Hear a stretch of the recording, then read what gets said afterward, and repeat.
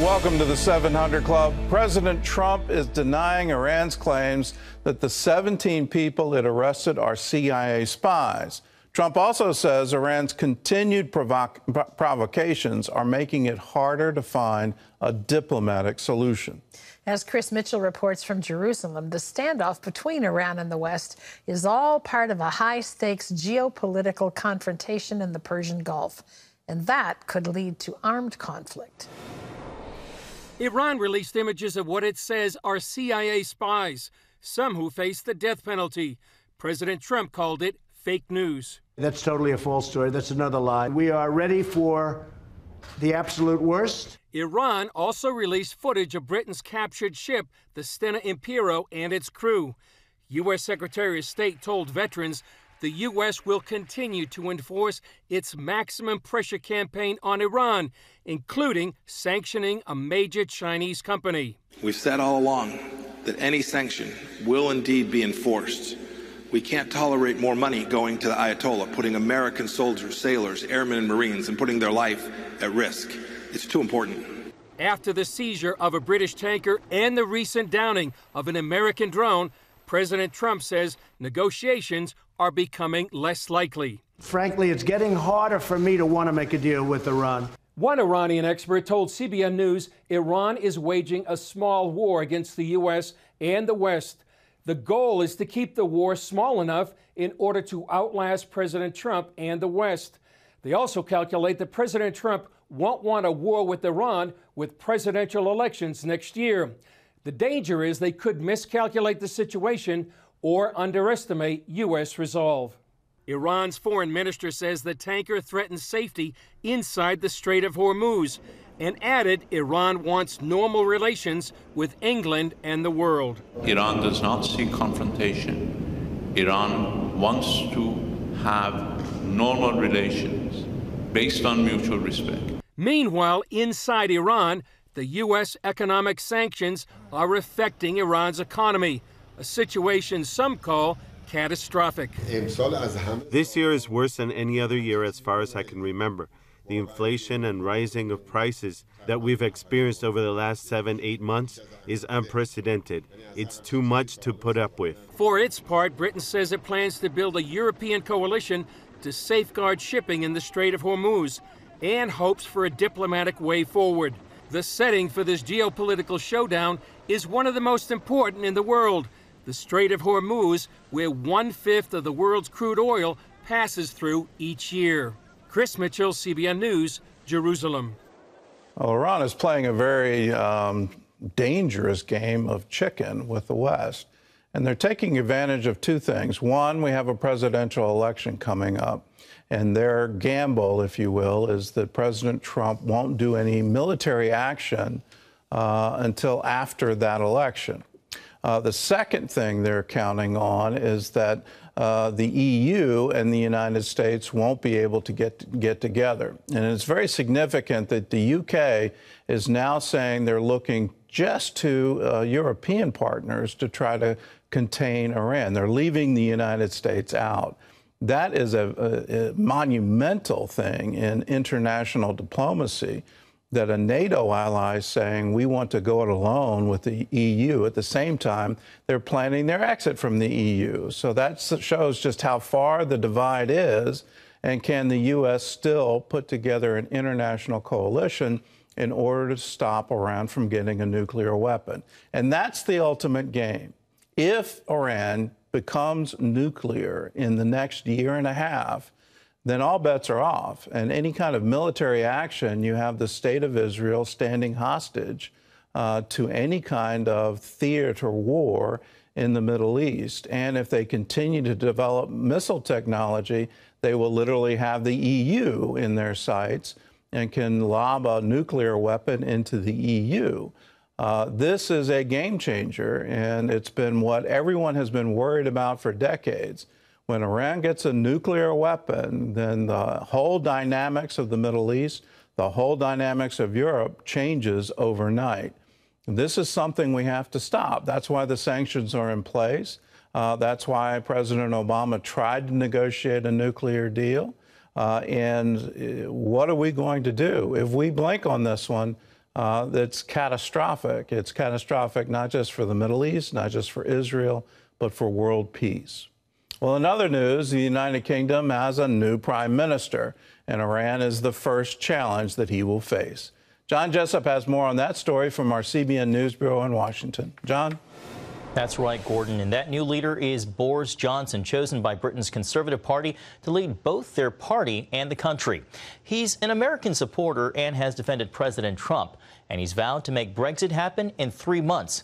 But as Dale Hurd reports, first he has to deal with Iran.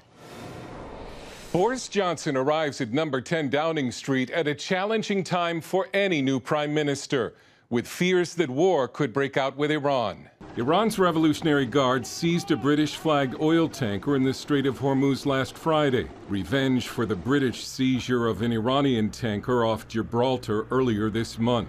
But Boris Johnson has already signaled he's no hawk on Iran.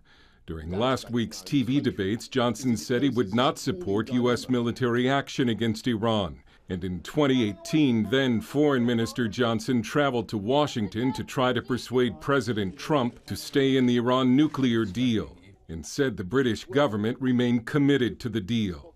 As for his pledge to leave the European Union by October 31st, no matter what, Johnson inherits the same divided Conservative Party in Parliament that helped stymie and finally bring down Prime Minister Theresa May. Johnson may also be handed a no-confidence vote and early election within weeks. But he does have a friend across the Atlantic. I like him. I like Boris Johnson. Boris, I spoke to him yesterday.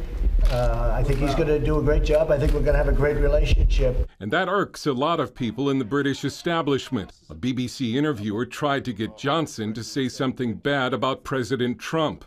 When he wouldn't, it prompted this exchange. Will you be as craven if you were Prime Minister? I've been, towards the United States of America, craven. Towards anybody who's powerful in the world. David, ridiculous, if I may say so. When it comes to sticking up for UK interests, whether it's over climate change or over disputes with Iran, over the Iran nuclear deal, we have been very, very forthright with the United States of America. In 2015, Johnson accused Trump of stupefying ignorance and said Trump was unfit to hold the office of President of the United States. The former mayor of London, known for his occasionally wacky style, has adopted a populism that so far has served him well. But now as Prime Minister, he must navigate through an international crisis as possible war clouds loom. Dale Hurd, CBN News. Thanks, Dale. Well, here at home, President Trump says he's working with the Prime Minister of Pakistan and other countries to pull America out of Afghanistan, adding that it's going to take some time. We're not fighting a war. If we wanted to fight a war in Afghanistan and win it, I could win that war in a week. I just don't want to kill 10 million people. Does that make sense to you? I don't want to kill 10 million people. I have plans on Afghanistan that if I wanted to win that war, Afghanistan would be wiped off the face of the earth. It would be gone. It would be over literally in 10 days. And I don't want to do that. I don't want to go that route. The president said the U.S. does not want to act as the policeman in Afghanistan. Well, Congress is expected to vote on a new budget deal before it leaves town next week. House Speaker Nancy Pelosi and the White House reached an agreement yesterday afternoon. It allows the government to continue borrowing money to pay its bills and sets funding levels for the next 2 years. Critics say it does nothing to rein in Washington's out-of-control spending. Earlier this week, the White House said it expects deficit spending in 2019 to reach $1 trillion, and the overall federal debt is expected to hit $22 trillion. The Trump administration is taking stronger measures to deport people living in the United States illegally. The so-called fast-track deportation will bypass immigration judges, allowing the removal of anyone who crossed into the U.S. illegally and does not have an asylum case or case pending in the immigration courts. The rule, which goes into effect today, applies to those who've been in the country less than 2 years. That time limit is part of a 1996 law that authorized expedited deportations. Well, the controversy over the recent ouster of Planned Parenthood's president has sparked fresh debate over the organization. The group has long argued it's about providing health care to women. But when former President Lena Wen tried to make that Planned Parenthood's main message, she soon found out that its real mission is protecting abortion. Heather Sells reports. Dr. Leanna Wen's departure highlights what critics of Planned Parenthood have said about the organization all along. It is more about abortion than women's health care. The mistake that Dr. Wen made, unfortunately, is the same mistake that thousands of American women make every year. She trusted Planned Parenthood when Planned Parenthood said it was all about women's health care. Dr. Wen wrote in the New York Times this week that she was asked to leave for the same reason she was hired, changing the direction of Planned Parenthood. Wen didn't want to just promote abortion. She wanted to care for women's health across the board. I thought it was an interesting move when Planned Parenthood hired Dr. Leanna Wen. I think they were trying to give themselves some credibility, hiring a physician, but they really need an activist because they're really not in the business of promoting healthcare, even providing standard healthcare. They're in the business of abortion, period. Wen's ouster comes as Planned Parenthood faces mounting challenges. Already this year, 9 states have passed abortion restrictions. In Arkansas on Monday, a Planned Parenthood attorney argued against a new law requiring abortion doctors be board certified or board eligible in obstetrics and gynecology. If they are allowed to go into effect, they will, in all likelihood, shut down abortion or most of the legal abortions in Arkansas. Wen had advocated reaching out to those with more nuanced views on abortion. In her op-ed, she wrote, "We need to stop treating those whose views differ from our own with scorn and suspicion." Heather Sells, CBN News. Thanks, Heather. Gordon, back to you. Well, it just goes to show the propaganda campaign that's been going on with Planned Parenthood for some time. If you remember the restrictions that were attempted to be passed by Congress just a few years ago, and then the drumbeat, well, Planned Parenthood is about women's health, and it's about breast exams, and it's about all these other things. That was a continual drumbeat to try to justify the hundreds of millions of dollars of federal money that goes to Planned Parenthood every year. And so to see the ouster of this new president who was trying to actually make that real, to say, let's do something about reproductive health and not just do abortions, well, you see the effect of it.